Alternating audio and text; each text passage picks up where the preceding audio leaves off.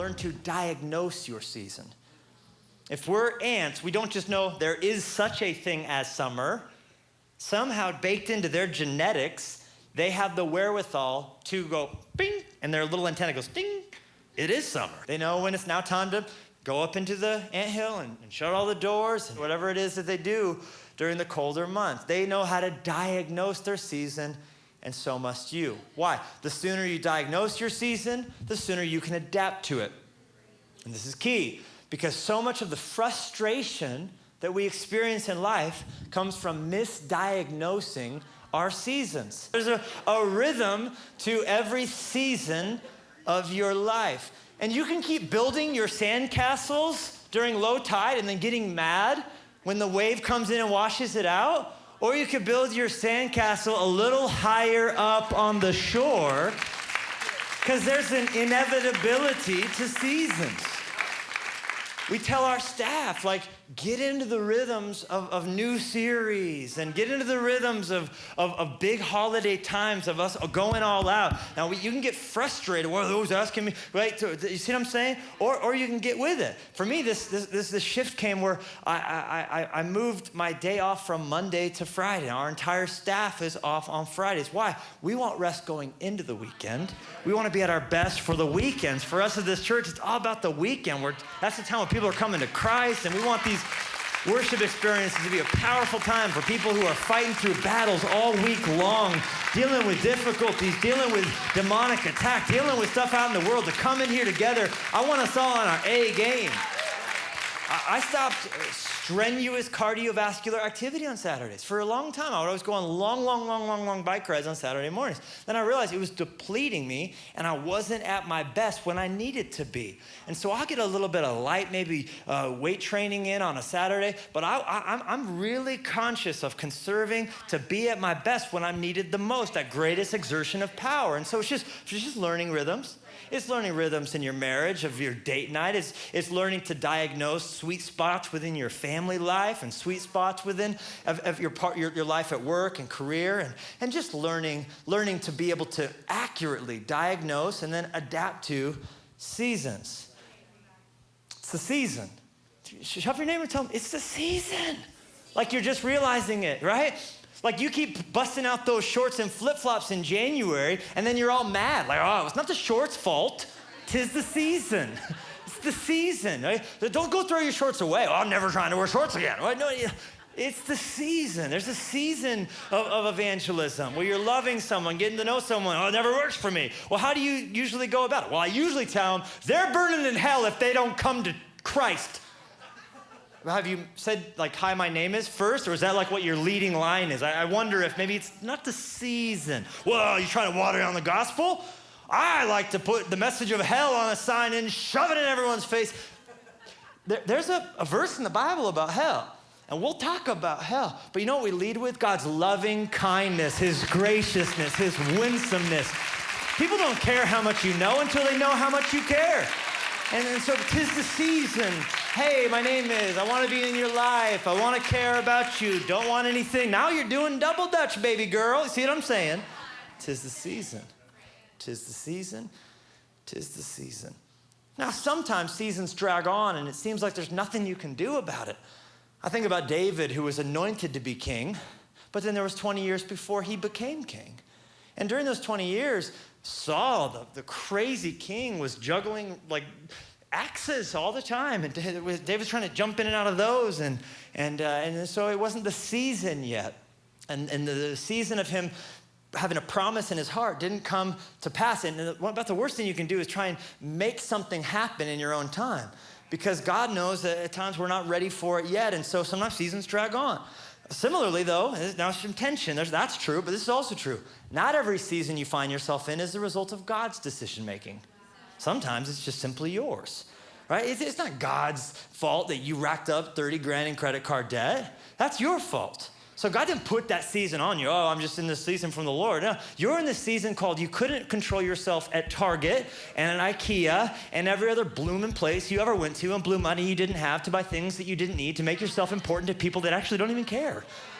Now you're in the season of difficulty. Well, yeah, you got yourself in, you need to get yourself out. You got to figure out the frugal way to make better decisions to get out of that. You find yourself in prison. God didn't put you in prison. You cheat on your spouse and get an STD. You brought a season on your life now. Now God will be there with you even to the ends of the earth. You make your bed in hell. You take the flight of the 747 to the wings of the morning. He'll still be there with you. He'll go through that season with you. But we have the wherewithal to bring about difficult seasons into our own lives. Good news is, and I always like to get there, good news is no season lasts forever. So if you don't like the season you're in, just smile and wait because another one's coming. Come on, somebody. Help me encourage someone going through something difficult today. That if you don't like autumn, that's okay. Winter's coming. You're a big skier, it's coming. You don't like winter, spring's coming. The seasons are so steady. As long as God lets the earth remain, it's going to be seed time and harvest and then cold and then heat. And God's got another season for you. And so whatever your favorite season is, I just want to encourage you that season is on its way. But beware of rushing. Beware of rushing. Because once you get a season over with, you can never get it back.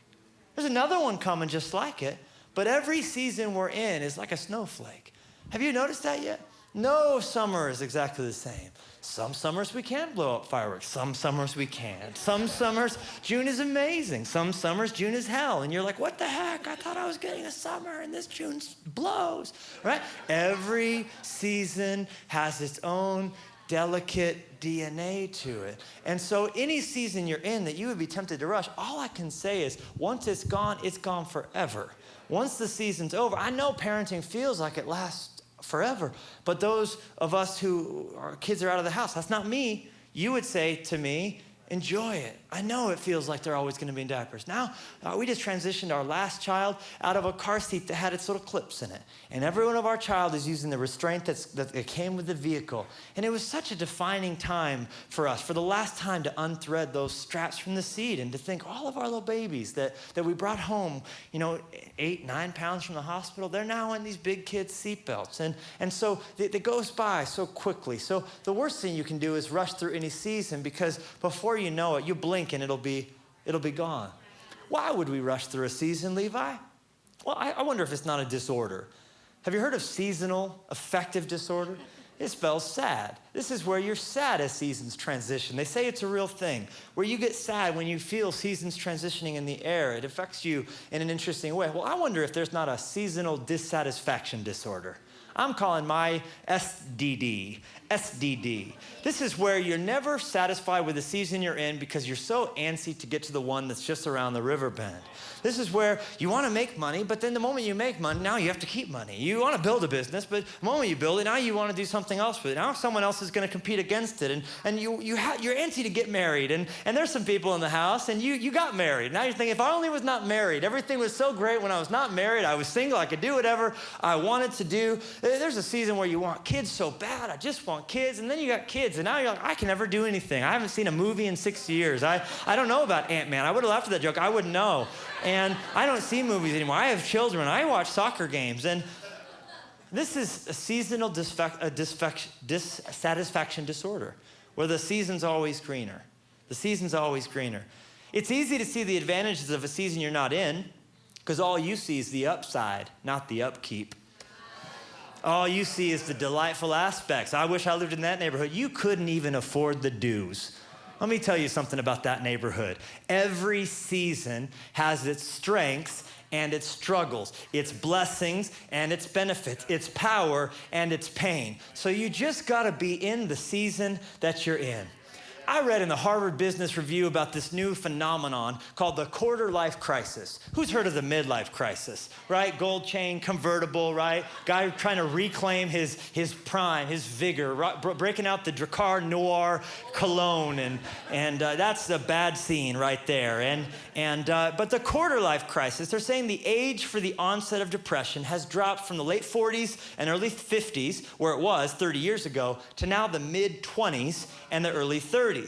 And this is this feeling locked in at work, feeling trapped in parenthood, feeling trapped in a relationship you rushed to get into. And so now you're wanting to get out of it. Now you're wanting to make a rash, erratic, self-sabotaging behaviors. I wonder if this doesn't explain a lot happening in our culture. People rushing into a season and then not liking the season that they're in now, wanting to be in the season behind them or to be in the season that's in front of them. And I think really what this amounts to is resenting transition.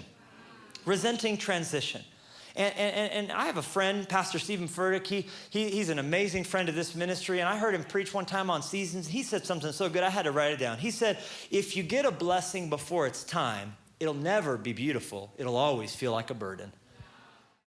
Levi Lusko is the pastor of Fresh Life Church, a multi-site church in Montana, Utah, Oregon, and Wyoming, and best-selling author of Through the Eyes of a Lion and Swipe Right.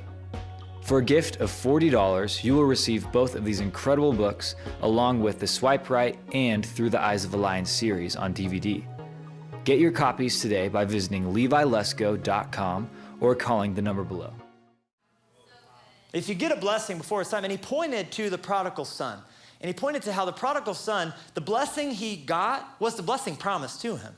The problem wasn't what he wanted. That was the portion that fell to him in his father's inheritance. He knew what he was supposed to get, and everything he used when he was off with prostitutes and he was off ruining his life, he was supposed to get. He was going to get. He just wanted it now. He wasn't willing to wait for the right season. He wasn't willing to wait for the right responsibility, for the right muscles of character. So when he got all that he truly wanted, he had a quarter-life crisis. And he broke his life down and ended up with the pigs. And I'm going to tell you something. The blessings for the season you're in, they correspond to the strength God knows you have inside of you. And so don't rush to get something before you let him bake in what you need to carry it. Or you'll get some seasonal dissatisfaction, disorder. What God's advice to you would be, I say to you and I say to me, enjoy the journey. Learn to enjoy the process and not just be so hung up on the destination. Otherwise, you'll always live your life hurrying. You'll get it. It won't be sweet enough. Hurrying. See also the whole book of Ecclesiastes.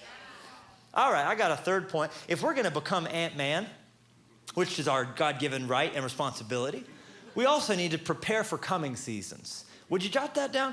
Learn to prepare for coming seasons. Yes, it's key to know what season you're in, but you also have to anticipate the season coming down the road. This is the tension, because I just told you not to be rushing off to the next one. So this is the balance. We prepare for, but don't worry about the next season. Don't worry about and try and live there now. Don't try and make it happen now, but prepare for by anticipating a season, 2 seasons, 15 seasons ahead. I think many of us, we need to learn to stop and pan out on our life. Like on Google Maps, where you're so all up in the neighborhood, you just need to pan out and get some perspective. I wonder if we wouldn't do well to start with the end of our life. Plan your deathbed out now. I'll tell you, that'll change your marriage, that'll change your career, that'll change your life in your church. What do you want your deathbed to be like? You want your kids to want to even come, or to get the call and not even care? Do you want to still have the same spouse that you have now to be at your bedside on that day? Okay, what do you have to do to get to that deathbed? Start at the end and reverse engineer your life to get the deathbed you want. That's my advice to you right now, who's all up in here going, I want my Friday nights to be awesome. I want to be lit. I want to wake up, drank, get up, drank. Okay, is that going to lead to the deathbed you want or the deathbed in the side of the ditch 2 months from now? According to Sports Illustrated, 78% of NFL players are bankrupt or financially stressed within 2 years of retirement. 60% of NBA players are broke 5 years after walking off the court. Why? Because they didn't let the 7 fat cows be enough for the 7 skinny cows coming. The majority, now let that sink in. Those we idolize, those who succeed in sport. Now we don't have the same statistics for the music industry and the entertainment industry, movie master. I just gave you the metrics on sports. That's Sports Illustrated that put that together, okay? I bet you there's probably similar findings. Because we all assume when everything gets good that that's how it's always going to be. And so we buy the Mercedes, and so we get the big house. Nothing wrong with a Mercedes if you drive one. Nothing wrong with a big house if God blesses you with it. Let me tell you something. The problem is thinking in our highly productive money-making years, that's how it's always going to be. And so if we change our life up to that extent, and it's our life is then dependent on that same income in order to upkeep it, you are able to be talked into a giant down payment on an enormous house. But now what's that monthly gonna be like? And now what are the taxes gonna be like? You have to really assess. You wanna be living in an enormous mansion and not having any food or any furniture. You wanna have a very nice Bentley that you park at your apartment and you can't even turn the heat on in the winter time. There's so many people in our world who are house broke, who are car broke, who are just leveraged up to the eyeballs and can't enjoy their life, okay? The season of prosperity, the season of our prime of life, that is not all of our life. And we have to take that to heart. Learn from the ants. Learn from the ants. It's summertime of life, which is what? Probably 20 to 55, 20 to 60. That's your summer of life or whatever that breaks down to. Well, that's when you have to be thinking of the whole scheme of your life, of your fall, of your winter. How are you gonna get through the lean years when they inevitably come? We know the economy's like this. We know things happen. We know stuff's crazy. When I was a kid, I watched that grasshopper ant thing on Silly Symphony. Your kids are watching it, Fresh Life Kids this weekend. It's the ants who are working, and the grasshopper's just playing a fiddle and spitting tobacco everywhere.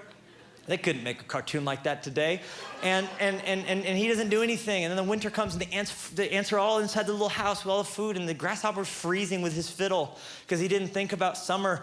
He didn't think about become Ant-Man, grasshopper, is what I'm trying to say. If you want potatoes in the fall, you gotta plant them now. Use your present to prepare for the future. So now I'm getting real specific here. Think about savings. Think about retirement. Think about life insurance. If you died today and you're the key money maker in your home, you're the breadwinner, how's your family gonna live without you? Have you thought about your wife having to go get a job at McDonald's because she's been out of the workforce for 30 years, so that'll be the only way she can now, have you taken wise plans to prepare for the future? Are you living like an ant? Are you making wise investments? Don't eat all your seed. Invest some. Eat some, yeah, enjoy the blessing, but also invest some. Not just in earth, in heaven too. Not just in earth, but in heaven too. Luke 16:9. Here's the lesson. I love how it starts. Here's the lesson.